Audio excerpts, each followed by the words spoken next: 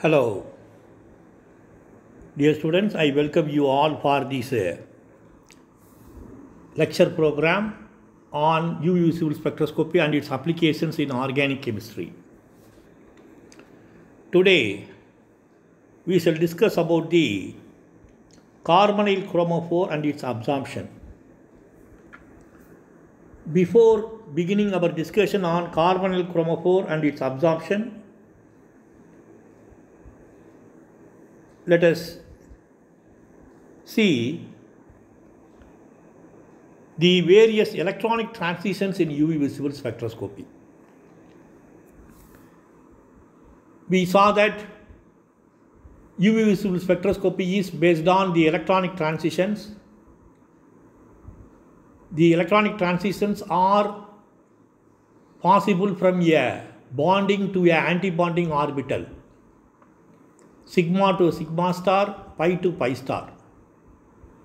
And another possibility is electrons can be promoted from the n orbital to the sigma star antibonding orbital as well as the pi star antibonding orbital, where compounds are having the n orbital electrons or non-bonding electrons. Now coming to the carbonyl groups, we all know that the carbonyl group has a C double bond O, oxygen. Oxygen is a heteroatom, it has two lone pairs of electrons. So, the electrons can be promoted from the pi to pi star orbital of the carbonyl group, as well as the oxygen n electrons can be promoted to the pi star antibonding orbitals. So, if you consider a plain carbonyl group which is present in aldehydes as well as our ketones, then the absorption of that chromophore is due to the n pi star and n pi pi star transitions. The absorption is due to n pi star and pi pi star transitions. So, saturated aldehydes and ketones are showing an absorption. The pi pi star transition is observed around 150 nanometers. Usually, the pi pi star transition is a symmetry allowed transition. So, the absorption is very strong. There is another possibility, n sigma star transition is also possible. It is observed at 190 nanometers, but it is a transition requiring very high energy, so lower wavelength.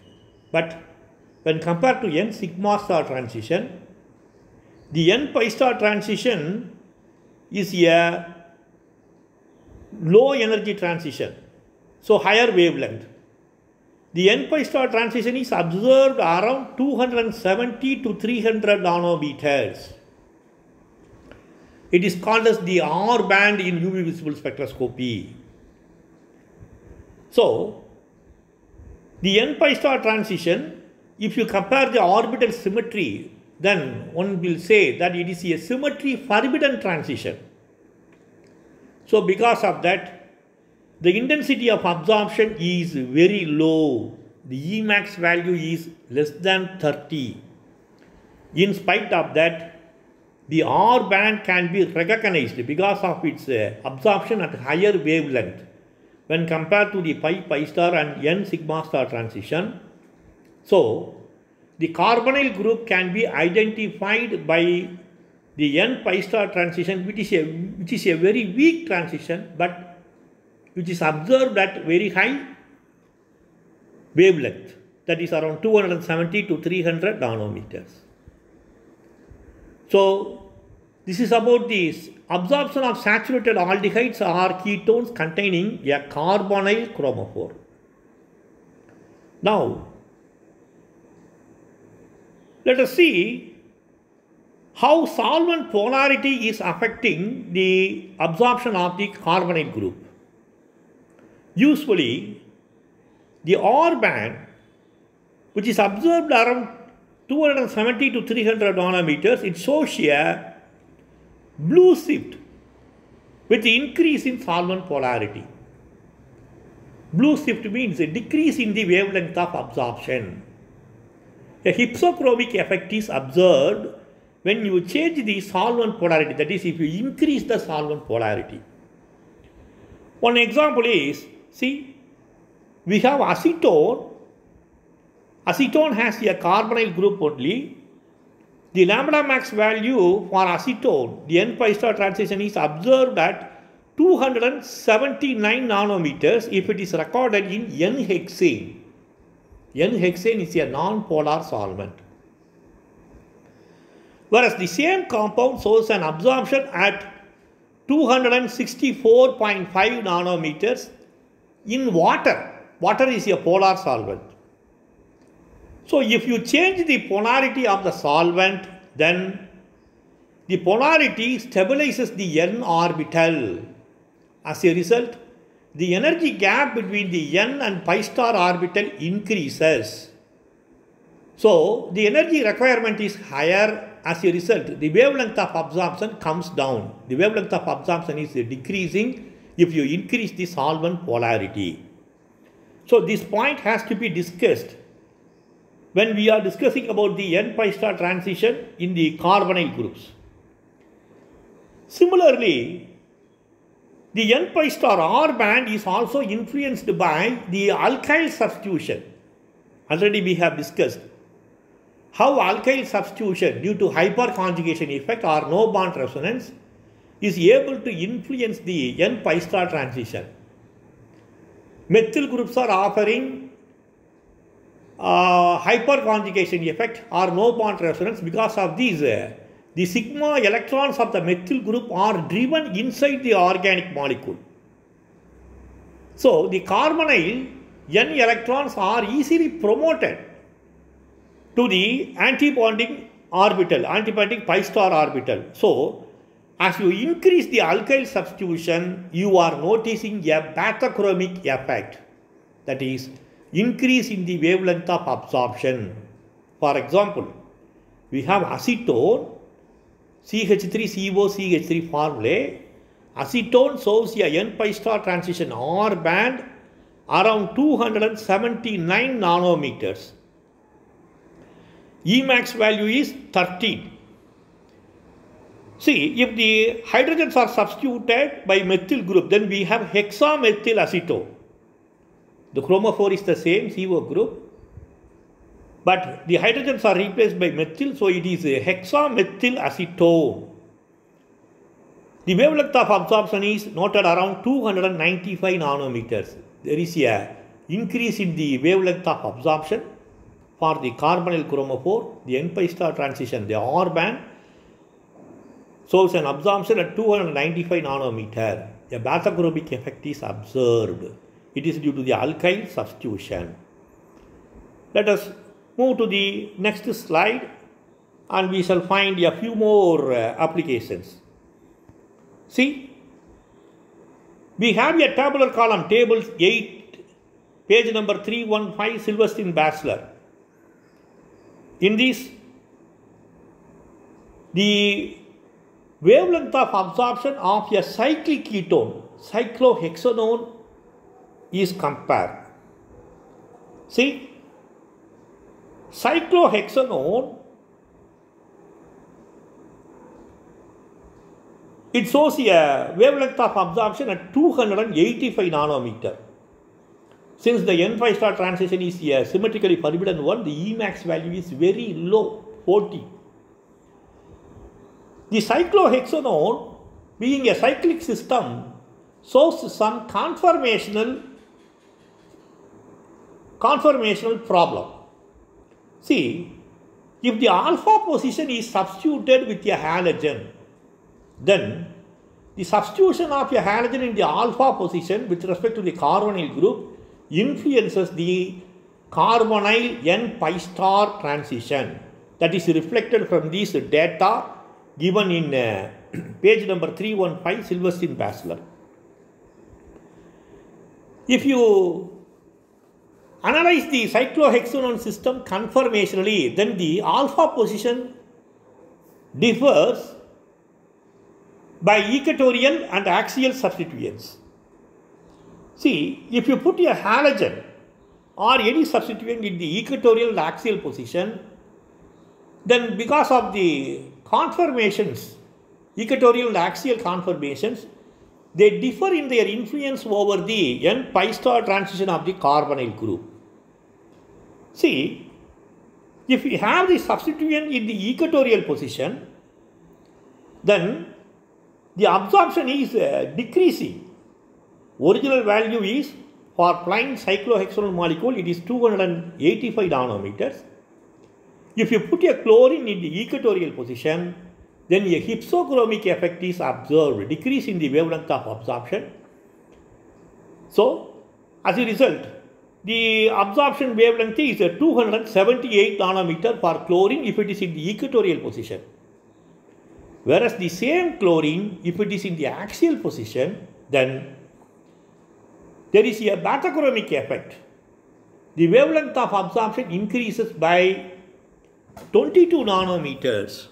So these observations are made in UV visible spectroscopy, and in this way the UV visible spectroscopy is helpful in identifying the conformations of cyclohexanone system. This is an important application. Based on this only, later on you will study about the optical rotatory dispersion, ORD, Cartan effect, axial haloketones rule. All these applications of UV visible spectroscopy in organic chemistry are based on this simple observation.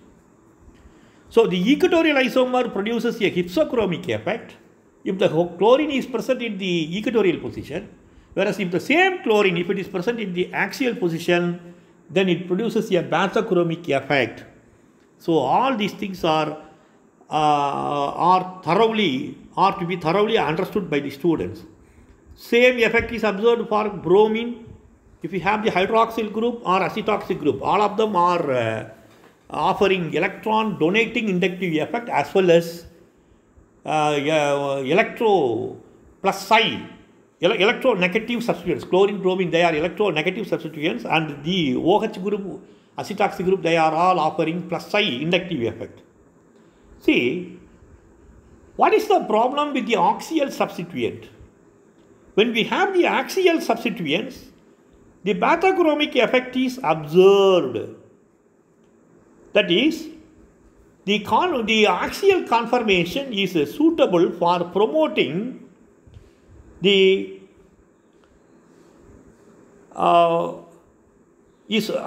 suitable for promoting the electrons to the pi, from the n to the pi star orbital. So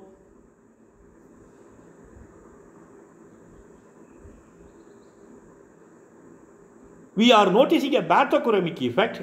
In addition to that, another thing is that you are observing a hyperchromic effect also, increase in the intensity of wavelength of absorption. So the Emax value for cyclohexanone is 14. That also improves if you have a halogen or a hydroxyl group or a acetoxy group in the axial position. So a batachromic effect along with the hyperchromic effect is observed when the substituent is in the axial position. In that conformation, the halogens or substituents offering plus psi effect, they are facilitating the promotion of electrons from the n to the pi star orbital. So because of that, we are noticing a batachromic effect and a hyperchromic effect in UV visible spectroscopy. So based on these, we are able to confirm in which isomer the organic molecule, in which conformation the cyclohexanol molecule, substituted cyclohexanol molecule is present. This can be confirmed in UV visible spectroscopy. The next slide is also from page number 315, Silverstein Bachelor. Here, the wavelength of absorption of the carbonyl group is compared with some of the compounds. Acetaldehyde. The n-pi star transition is noted around 293 in N-hexane solvent. Acetic acid, 204 carbonyl absorption in ethanol. Acetamide, 220 in water. Acetyl chloride, 235. Chlorine being an electronegative substituent, 235. So, because of its electronegativity, it is able to draw the lone pair of electrons over the oxygen inside the pi system. The n-pi star transition is facilitated. In the case of acetone, it is noted around 279 alkyl substitution. 2 methyl groups are there attached to the carbonyl group. So the lambda max value is noted around 279 nanometers. So it is for our understanding how the electronic transition, namely UV visible n-pi star transition, is observed in the following compounds. This is beautifully given in Silverstein Basler. Now let us move to the next slide. See, here a beautiful comparison is made. Suppose in an organic compound, if we have 2 carbonyl groups on adjacent carbons, see, this is just like our 1,3-butadiene system. The 2 carbonyl groups are conjugated. The 2 carbonyl groups are connected by a single bond. So we have we have 2 carbonyl groups which are conjugated. So in such a situation, we call the compounds as alpha diketones because the carbonyl groups are adjacent, alpha diketones. In some cases, instead of a CO group, we may have aldehyde. Instead of a alkyl group, we may have a hydrogen. So alpha keto aldehydes and alpha diketones, they are thoroughly studied by UV visible spectroscopy. See, the first example is CH3CO CH3. The compound is called as biacetyl. The R band is noted around 275 nanometers. It is very weak. Because of the conjugation, in addition to the R band at 275 nanometers, we are noticing a band at 450 nanometers. The Emax value is of the order, say, 10. Here, the electronic transition of such alpha diketones depends on the angle between the 2 CO groups, the dihedral angle between the 2 CO groups. If the dihedral angle between the 2 CO groups is 0, or if it is very close to 180 degree, then the 2 carbonyl groups are lying in the same plane. If the dihedral angle is 0, then the 2 carbonyl groups are lying in the same plane, in the same direction. If the dihedral angle is close to 180 degree, means that the 2 carbonyl groups are present in the same plane in the opposite direction. In such a situation, the 2 CO groups overlap effectively, and the n-pi star transition, pi star transition in these CO groups are occurring very easily because of the conjugation. That is why you are observing 2 transitions, one at 275 nanometers, another one at 450 nanometers.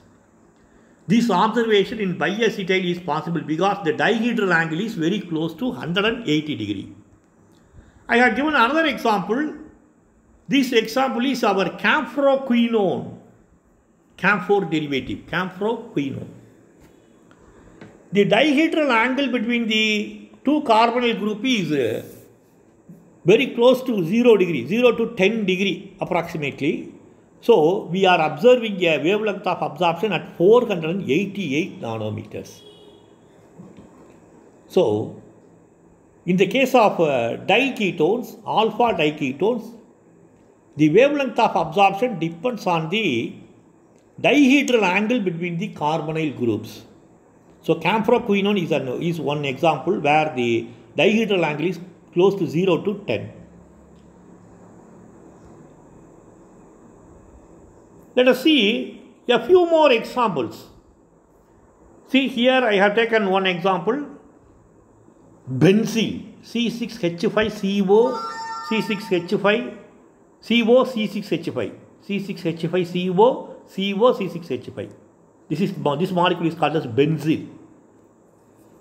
See, the dihedral angle between the CO group C is very close to 90 degree. That means the two CO groups are mutually perpendicular to each other. In such a situation, the overlap of the two CO groups, the conjugation between the two CO groups is not so effective. So, the alpha diketones must be treated as individual groups. They are behaving as individual groups only, and the wavelength of absorption comes down. It is noted around 370 nanometers, and the epsilon value is also noted around 40. So this is a benzyl. So it clearly shows that the dihedral angle facilitating or destroying the constructive overlap of the CO group plays an important role in the wavelength of absorption of alpha diketones. Another example I have given. All these examples are discussed in almost all the spectroscopy books. So this example is your isoduryl. See, the in isoduryl the dihedral angle is 180 degree.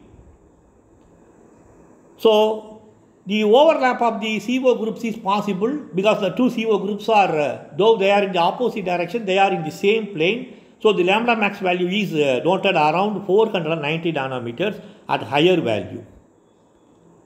I have another example also. So this is about the alpha diketones.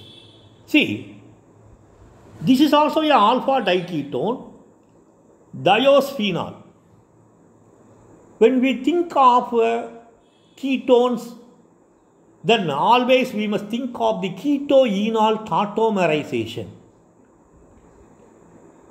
In alpha diketones, in the examples discussed, there is no enolization. The enolization is observed to a lesser extent only. That is why we are able to observe the n pi star and pi pi star transitions in those compounds, namely biacetyl, benzyl, isoduryl, camphoroquinone in all these cases. See, this is one example. Diosphenol. In this compound, it is a cyclic ketone. In the case of cyclic alpha diketones, there is a possibility of enolization.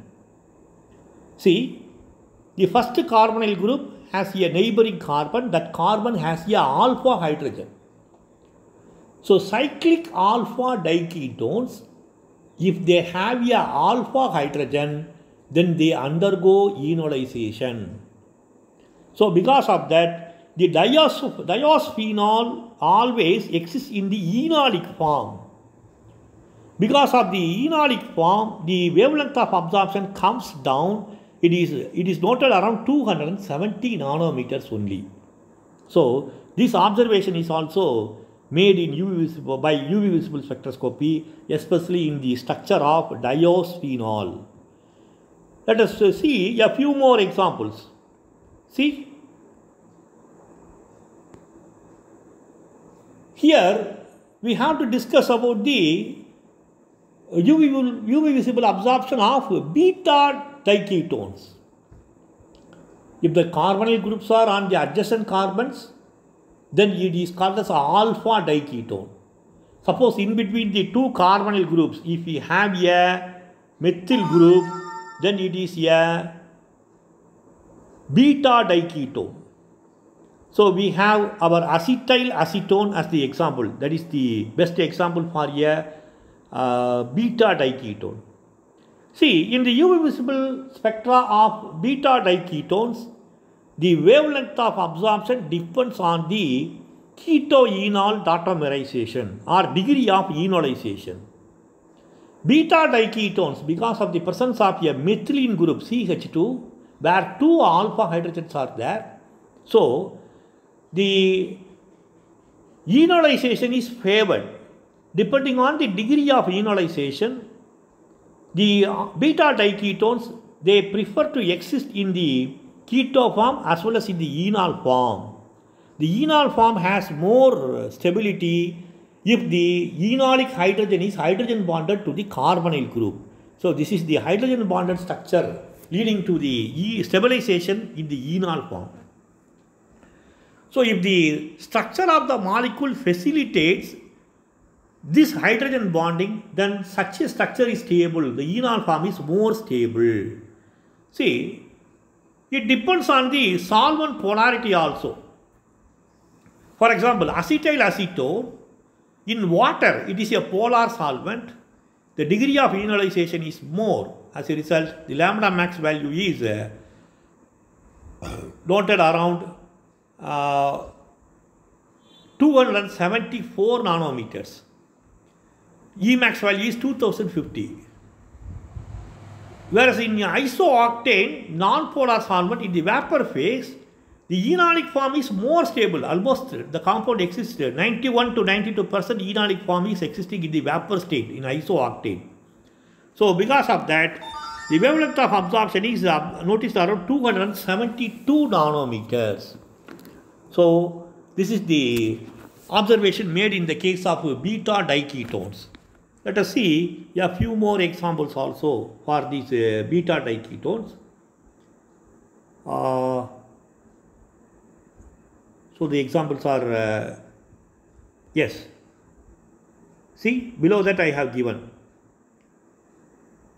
See 1,3-cyclohexadione, cyclic ketones, cyclic beta diketones, 1,3-cyclohexadione, 1, 2, 3.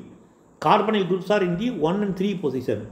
So 1,3-cyclohexane dione or hexadione. 1,3-cyclohexane dione or hexadione. See, they are able to exist in the enone form, even in polar solvents. Actually, the polar solvents are not favoring the enone form. So, this molecule is existing in the enone form even in polar solvents. So, the wavelength of absorption is noted around 230 to 260 nanometers, and the absorption is very strong. It shows that it clearly shows that the absorption is due to the pi star bond only. See, actually, the polarity of the solvent affects the enone formation or the enone form. The reason is polar solvents are forming a hydrogen bond with the carbonyl group.